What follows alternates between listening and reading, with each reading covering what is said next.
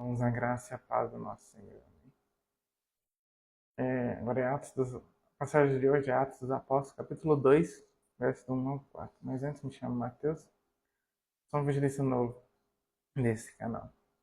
Você que se encontra aí novo, né? Você quer deixar seu like, ativar o sininho das notificações, né? Se inscrever. Não perder nenhum vídeo novo, tá bom? Esse é o modo que eu venho satisfeito, né? Morde as costas. Atos dos Apóstolos, capítulo 2, versículo do 1 ao 4. E várias vezes precisa melhorar na sua memória, tá bom? Atos dos Apóstolos, capítulo 2, versículo 1 ao 4. Chegando o dia de Pentecostes, o famoso dia, né, de Pentecostes, estavam todos reunidos num só lugar. Mas não sabe se é o dia que foi derramado o Espírito Santo sobre muitas pessoas, muitas viúvas, mulheres grávidas, os apóstolos também.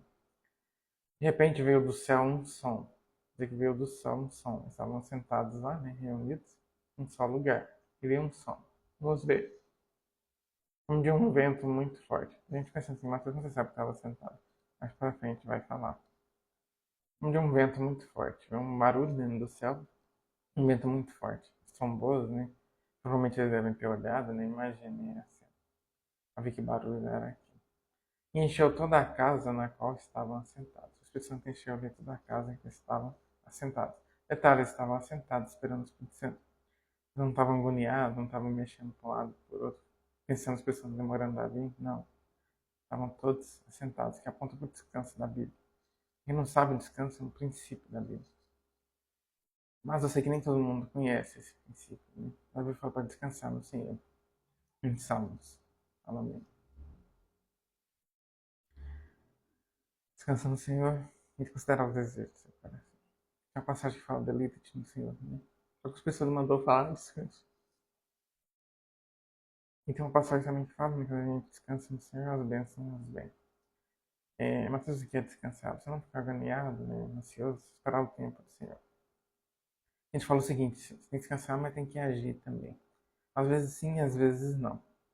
Tem que agir conforme o Espírito Santo te manda, senão você vai continuar naquele deserto, senão não.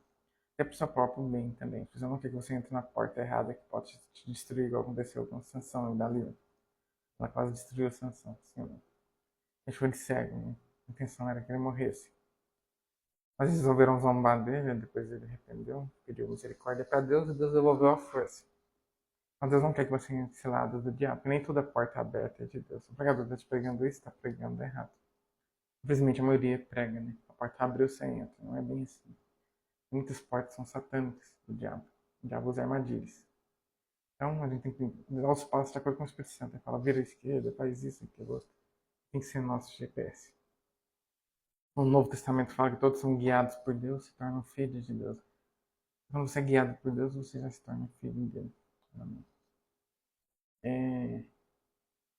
A gente já toda a bagunça do teu ventre. Amém. Encheu toda a casa no qual estavam sentados e viram o que parecia línguas de fogo. Quando eles viram línguas parecendo muito fogo. Se separaram e pousaram sobre cada um deles. Cada um deles teve um dom de línguas ali como línguas de fogo. Mas um detalhe importante, tem muitos pastores que falam o seguinte, todo mundo que recebe o Espírito Santo tem dom de línguas. Não, não é bem assim. É uma passagem que o apóstolo Paulo explica em Coríntios sobre os dons. Aí ele explica que cada um tem um dom. E aí vai falando dos exemplos dos dons, fala do dom de línguas também. Quer dizer que não é todo mundo que tem um dom de línguas. Ele fala que cada um recebe um, ele explica isso lá. Ele fala também que cada um pode pedir o que não tem e quiser aquele pode pedir, não é errado. Mas ele insiste várias vezes no mesmo capítulo que o dom mais importante é o de profetizar. Fala amém. Para que seria bom se todos profetizassem. Ele fala também nesse mesmo capítulo, quem tem um dom de línguas não seria muito bom falar na igreja, para que se tiver um ímpio, não vai entender o que está acontecendo ali, sabe? Ele explica isso, mas com outras palavras. Mas resumindo, nem todo mundo que tem expressão tem um dom de línguas. No caso deles aqui em Pentecoste, eles sim, todos receberam. Mas não significa que você vai ter expressão, você vai ter o dom de línguas também, não significa isso.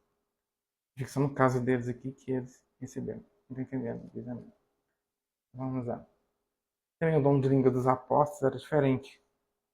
Não estou entendendo, diz amém. Todos ficaram cheios do Espírito Santo e começaram a falar em outras línguas, conforme o Espírito os capacitava. Outra coisa também, o Espírito Santo capacitava eles a falar o dom de línguas. Não tem um dom de línguas, não tem autoridade para falar. O Espírito Santo vai te falar na mente o que você tem que falar. A língua vai enrolando também, mas ele te fala na mente, você vai repetindo aquilo. É assim que funciona o dom de línguas. Não é um mistério muito grande, não. A língua não vai mexer sozinha nem nada. Mas tem pastores que falam o seguinte: vai imitando outros, tá errado. A Bíblia também fala para não falar.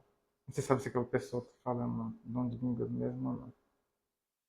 É, também a Bíblia falou que a gente não deve fingir que está falando dom de línguas, que é pecado também. A Bíblia fala isso.